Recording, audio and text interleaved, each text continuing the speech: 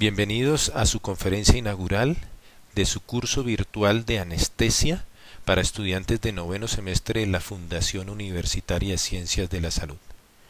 Mi nombre es Luis Eduardo Reyes y soy el jefe del servicio del Hospital de San José.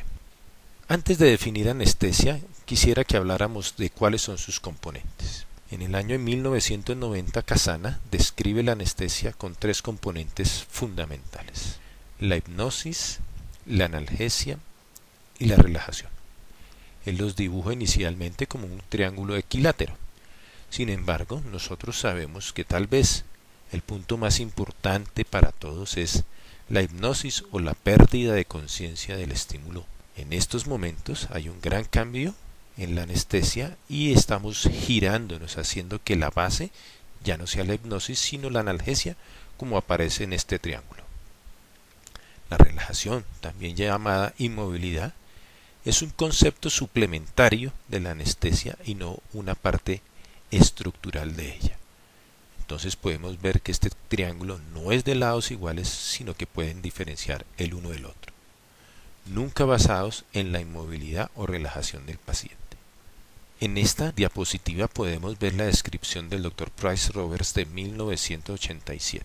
Él define la anestesia como la no percepción del estímulo nocioceptivo inducido por medicamentos.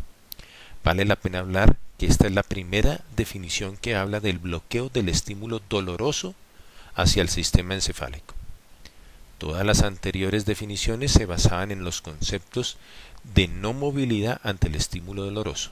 Esto es un gran cambio en el concepto de anestesia. Y aquí vemos la definición del 2010, donde dice que la anestesia es cualquier procedimiento que está determinado o realizado para disminuir temporalmente la sensibilidad al dolor o al ambiente externo, así sea para diagnóstico o para tratamiento de los pacientes. Esta es una definición muy importante porque implica que ya la anestesia no solamente es para cirugía, sino para diagnóstico de pacientes, que amplía su espectro. Recordemos que anestesia entonces será el bloqueo de la percepción dolorosa determinada por medicamentos irreversibles y que sea reversible en el tiempo. Es muy importante el concepto de reversibilidad, si no estaríamos hablando de otros procedimientos diferentes a la anestesia. Pero, ¿cuáles son los niveles de la anestesia? Ha sido muy difícil. Hasta el momento no tenemos un monitor que diga el paciente tiene anestesia o no tiene anestesia. Nosotros los especialistas describimos la anestesia como una variabilidad de los signos vitales basados en medicamentos y que el paciente no responda a los estímulos nocioceptivos o estímulos dolorosos. La Sociedad Americana de Anestesiología, o ASA, define esto en 4 niveles. Sedación mínima, en la que el paciente responde a órdenes verbales, manteniendo una adecuada función ventilatoria y cardiovascular, pero ya con un paciente tranquilo, relajado, que permite que se le realicen procedimientos.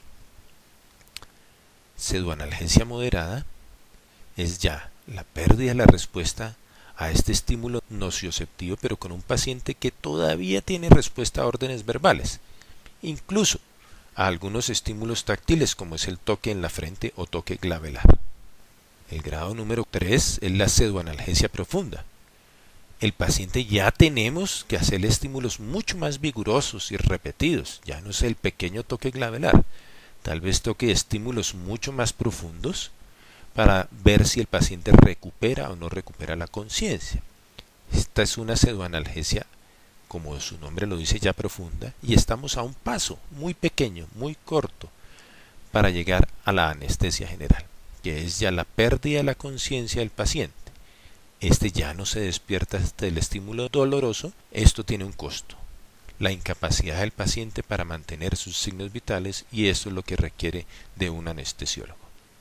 Como podemos ver, los niveles entre sedación y anestesia, aunque están claramente demarcados, son pasos muy pequeños que se pueden dar y que se pueden ofrecer en un momento determinado y pasar de una sedación a una anestesia. Por eso Siempre es aconsejable la recomendación de un especialista en cualquier procedimiento que se aplique en medicamentos que vayan a variar la conciencia del paciente. El otro concepto importante es el de inmovilidad o la no respuesta, la no retirada del paciente ante el estímulo doloroso. Pero es que esto se puede hacer mediante muchas técnicas. Una buena infiltración de anestésico local realmente hace que no haya esta respuesta, al igual que una anestesia troncular o anestesia regional. La anestesia general también evita el movimiento del paciente, no necesariamente con el uso de las llamadas drogas relajantes neuromusculares.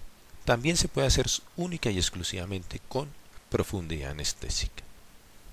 El concepto de inmovilidad es la pérdida de un reflejo o de un proceso espinal, mientras que el concepto de anestesia implica que ya es un procedimiento superior o encefálico. Todos los anestésicos que trabajamos en la actualidad se basan en una teoría descrita por Ehrlich y Lange, que es la teoría del receptor. ¿Qué es entonces un receptor? Un componente de la célula que interactúa selectivamente con un compuesto o un neurotransmisor, desencadenando una respuesta como un fenómeno bioquímico que puede ser observado. Este es un tema muy importante, porque entonces ya basamos la anestesia en una teoría de fisiología, de farmacología, que es la teoría del receptor que lleva más de 150 años. De acuerdo a esta teoría, entonces la respuesta a un medicamento puede ser de 4 estilos. Que simule completamente el efecto del receptor, entonces lo vamos a llamar agonista completo. Que lo simule parcialmente, entonces se llamará agonista parcial. Que inhiba la respuesta al receptor, entonces lo vamos a llamar antagonista. O aquel que haga un efecto contrario, que es la línea azul que nosotros vemos, y lo llamaremos agonistas inversos. Voy a dar un ejemplo. Los analgésicos más comúnmente usados son los derivados de la morfina. Entonces, una droga que simule el efecto de la morfina va a ser un agonista completo. Una droga que no tenga la capacidad de unirse al receptor completamente, pero que produzca analgesia sin que ocupe completamente el receptor, se va a llamar agonista parcial. Un ejemplo de estos medicamentos es el tramadol, un analgésico de amplio uso en la actualidad, pero que no es un agonista completo, sino es un agonista parcial. Un antagonista es una droga que se une al receptor, pero que no lo actúa, no lo activa, pero tampoco permite que él tenga respuesta.